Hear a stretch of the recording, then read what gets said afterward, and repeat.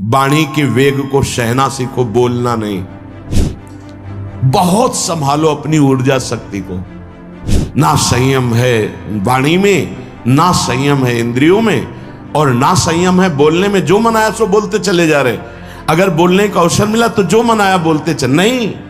ऐसे ऐसे वाक्य बोले जाते हैं कि अंदर से लगता क्या होगा आगे चल करके। ये परिस्थितियां कहीं भी अनुकूल नहीं होती, स्थिति अनुकूल बनाई जाती। भजन के द्वारा स्थिति। कुत्सितवाद, इससे नहीं बच पाते साधक, इसीलिए प्रेम जागृत नहीं हो पा रहा।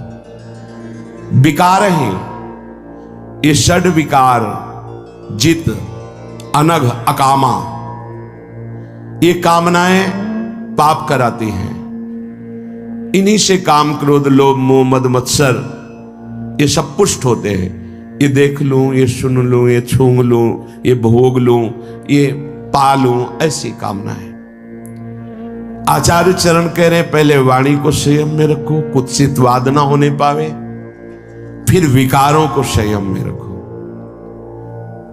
पूज्यपाद श्री उड़िया बाबा जी महाराज, यदि तुम परमार्थ वस्तु को पाना चाहते हो तो जो महापुरुषों ने कहा है उसे सुनो।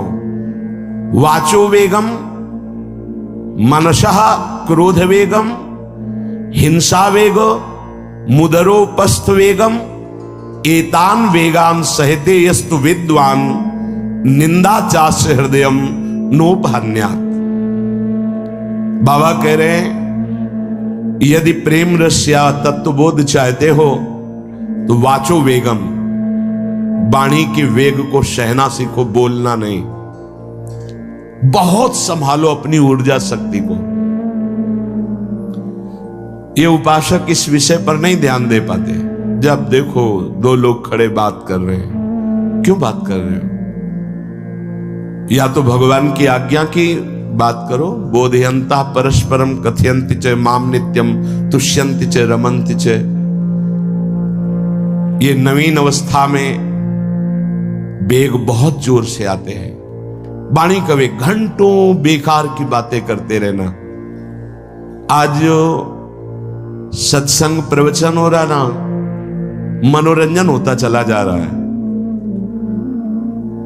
शास्त्र के बिल्कुल हटकर, शास्त्र से बिल्कुल हटकर, साधना से बिल्कुल हटकर केवल मनोरंजन होता चला। ऐसा निकृष्ट वार्ता मंच पर बैठकर करना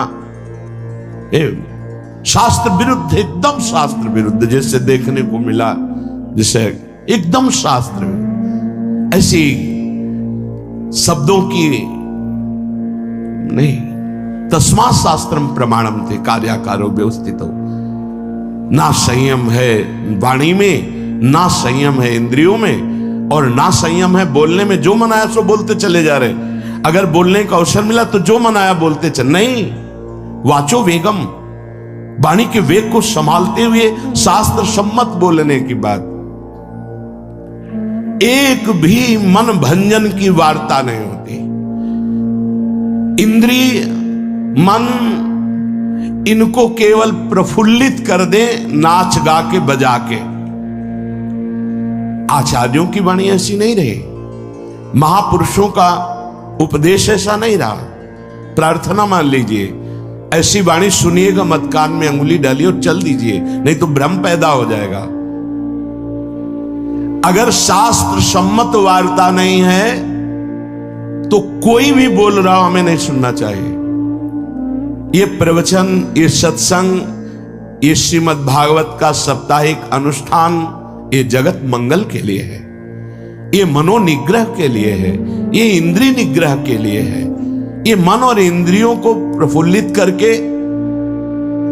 विषय रस में डुबोने के लिए नहीं है, भगवदानंद के लिए। ऐसे ऐसे वाक्य बोले जाते हैं कि अंदर से लगता क्या होगा आगे चल करके। ये और बड़े बड़े टाइटल शब्द आगे लगते हैं। अब ये बेचारे लोग न जो शास्त्र को जानते हैं, न सिद्धांत को जानते हैं, न साधना को जानते हैं, बस उनको भी लगा चलो 2 घंटे हंस खेल लिए।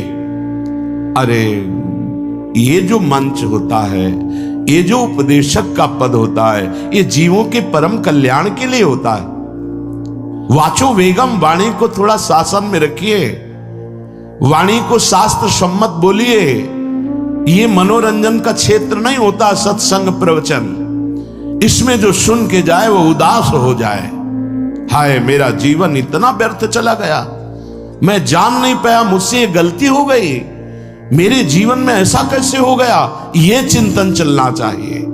वो सत्संग सुन के आ रहा है, वो सत्य में चिंतन में अपनी वृत्ति को लगाने की चेष्टा करने लगे। वाचो वेगम, बिल्कुल स्वयं में 5 मिनट बैठकर भगवदानंद की स्फूर्ति की लालसा नहीं। एकादश स्कंद श्रीमद् भागवत का आपको कहीं बड़ा दुर्लभ विषय हो रहा है। बस जिन बातों से कैसा दृश्य उपस्थित किया जाता है, सत्संग कर बिल्कुल एक तरह से रूप ही बिगाड़ता चला जा रहा है।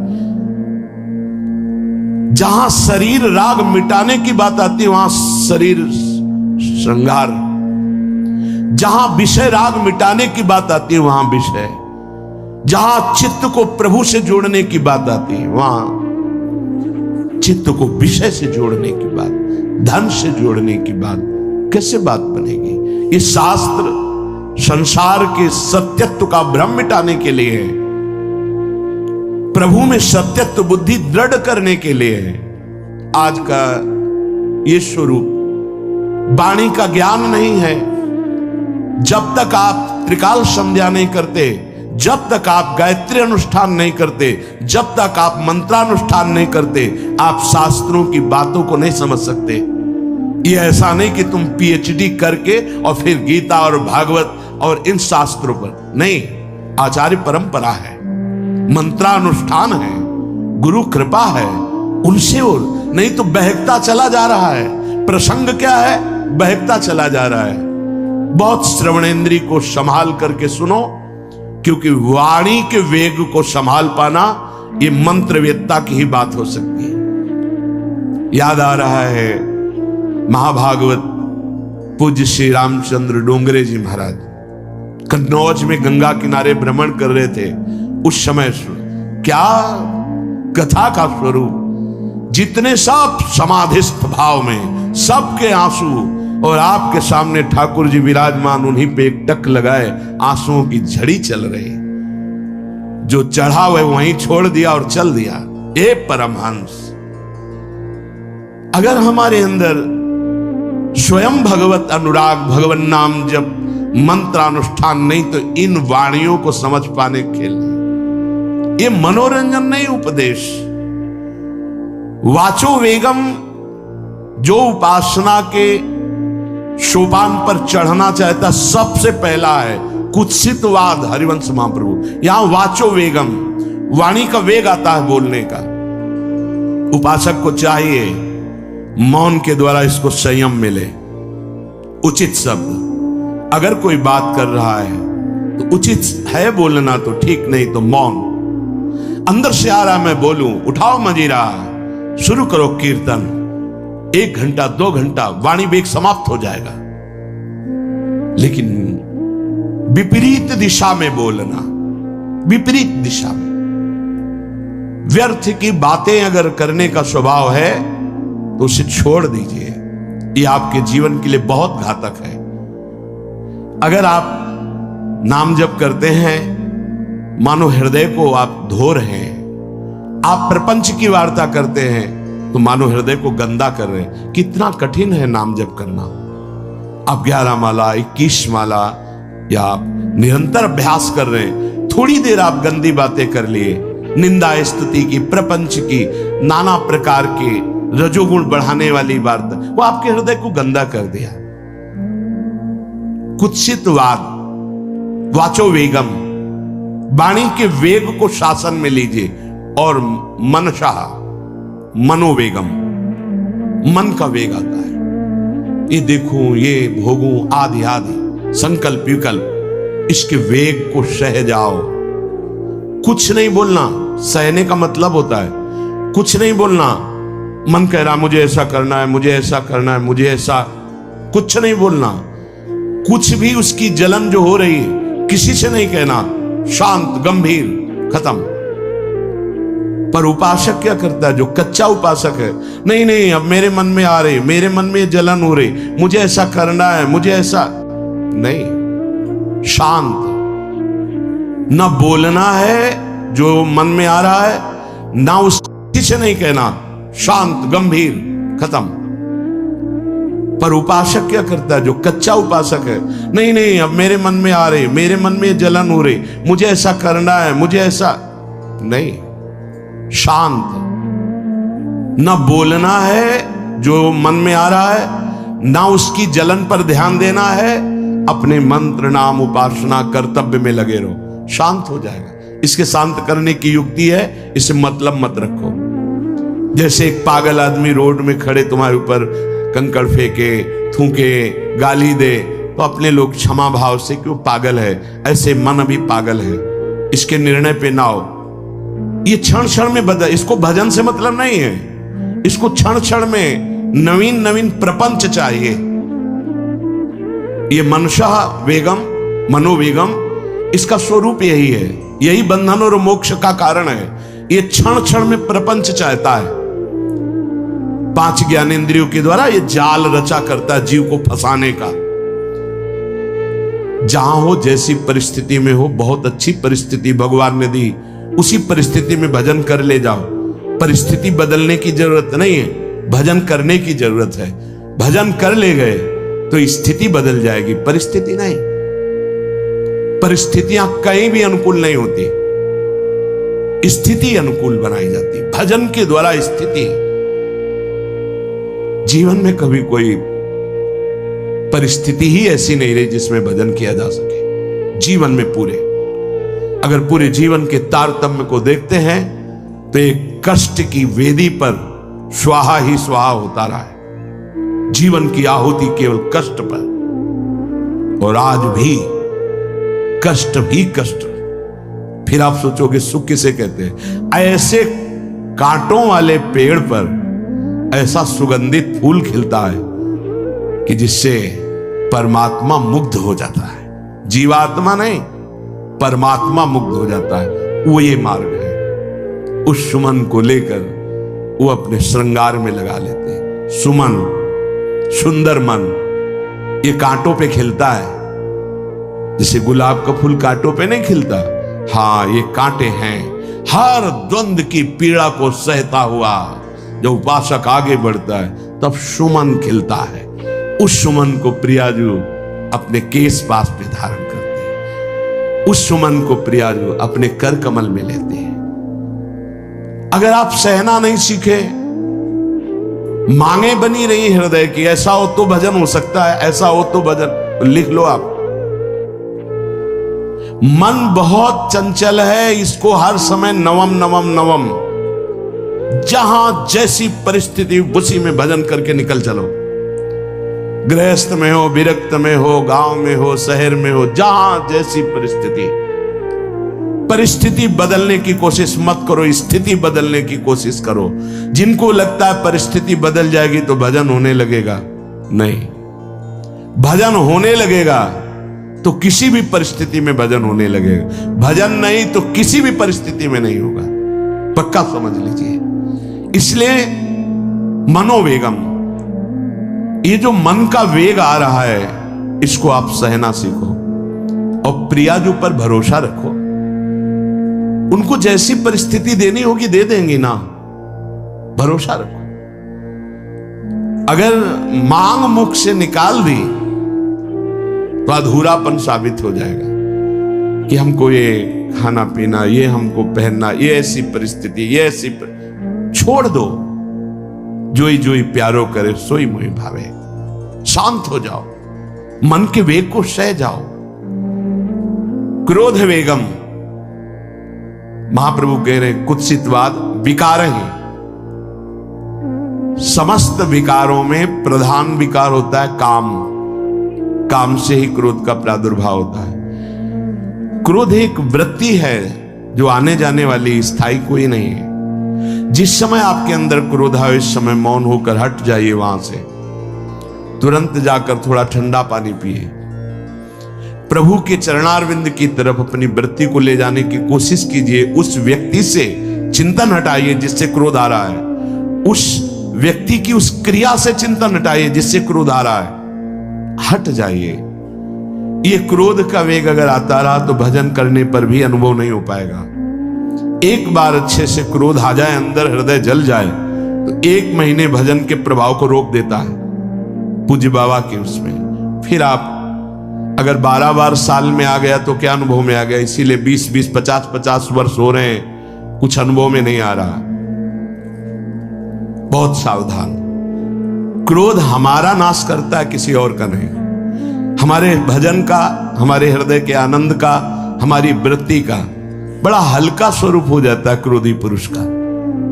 इसलिए क्रोध को सहना है, उसके वेग को सहना है, वाणी के वेग, मन के वेग और क्रोध के।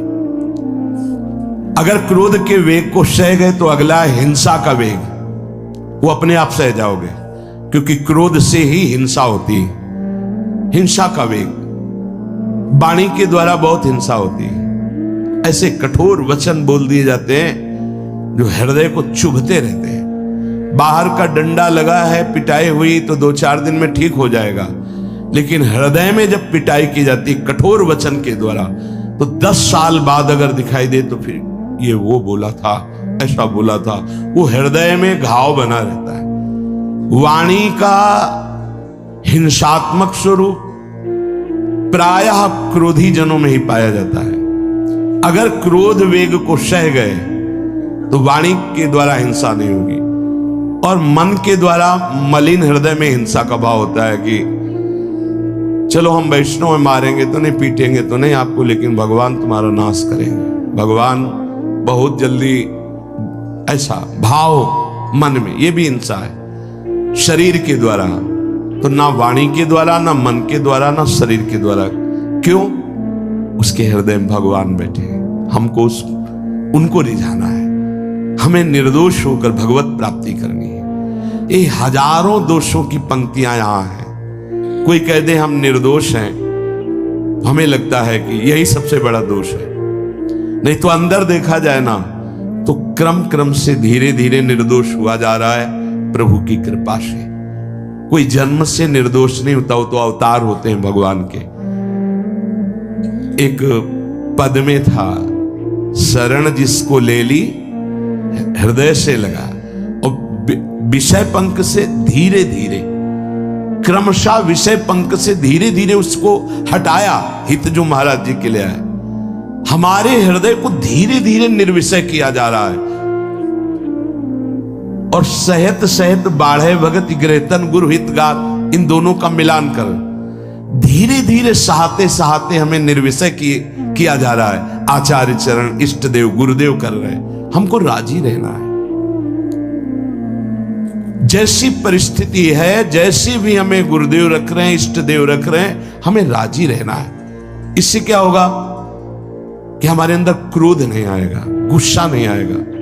नहीं, ये इतना बेईमान मन है कि इष्ट देव पे भी गुस्सा कर सकता है, ये आचार्य पे भी गुस्सा कर सकता है, ये परम कृपालु गुरुदेव पर भी गुस्सा कर सकता है। क्रोध वेग सह गए तो वाणी और मन और शरीर के द्वारा जो हिंसा का वेग है उससे बच जाएंगे। फिर कह रहे हैं उदर वेगम, उदर वेग भूख। आप लोगों को तो हमें लगता है कि इस वेग को सहना ही नहीं पड़ता। ये जो विरक्त गंगा किनारे घूमने वाले हैं, इनको ज्यादा इस वेग को सहना पड़ता था, क्योंकि प्रायः कभी ऐसे शाम के समय पहुंचना होता, जब आप गंगा किनारे नहीं रुक सकते तो आश्रम, अब वहां पूछ लिया तो पूछ लिया, नहीं पूछ लिया तो राधे श्याम पढ़े। अगर कोई मंदिर मिल गया तो हम आश्रम आदि कोई खोजना ही नहीं, गांव में तो जाना ही नहीं है, क्योंकि नवीन अवस्था में कभी गांव में भिक्षा भी नहीं मांगी, आकाश वृत्ति का ही आश्रय लिया जो शास्त्र सम्मत। गांव में कभी पूरे जीवन में किसी गांव में, किसी एक रात्रि किसी घर में कभी शयन नहीं। गांव के किनारे मंदिर मिला या कोई आश्रम संत जनों का, वहां भूख के वेग को जो सह जाए तो भजन में बहुत रुचि हो जाती है, क्योंकि भजन से चित्त हटेगा तो भूख व्याकुल करेगी, और उसकी व्याकुलता से बचना है तो भजन में लगना पड़ेगा। और आपको सच्ची कहते हैं कि कई कई दिन भोजन न मिलने पर भी शरीर में गंगा जल के कारण कभी कमी महसूस नहीं हो। जो दूध में पावर है उससे अधिक सामग्री गंगा जल में है। अब वो बहुत से ऐसे नगरों के समीप से गंगा मैया निकली जहां से बड़ी बड़ी फैक्ट्रियों का, तो नहीं, बहुत सुंदर गंगा जल, वो तो सुंदर है ही, था, है, रहेगा। अपने लोग बड़े बड़े ऐसे नाले ऐसे जिससे वो भाव तो है पर वस्तु तत्व तो है, पर जो दृश्य है वो अब गड़बड़ हो रहा है। ऐसे यही बड़ा नाला गिर रहा है सामने जाके, अब वहां ऐसे रज लेके ऐसे लगाओ तो दुर्गंध युक्त निकलेगी, क्योंकि वो ऐसे देखो तो ऐसे पदार्थ बहते नजर आ रहे कि अब ये दुर्भाग्य ही है समय का कि परम पावन गंगा यमुना जैसी नदियां जहां स्नान आचमन और भरपेट जल पीकर परम पवित्र भगवदानंद में डूबा जाता था, वो भी सौभाग्य छिन रहा है।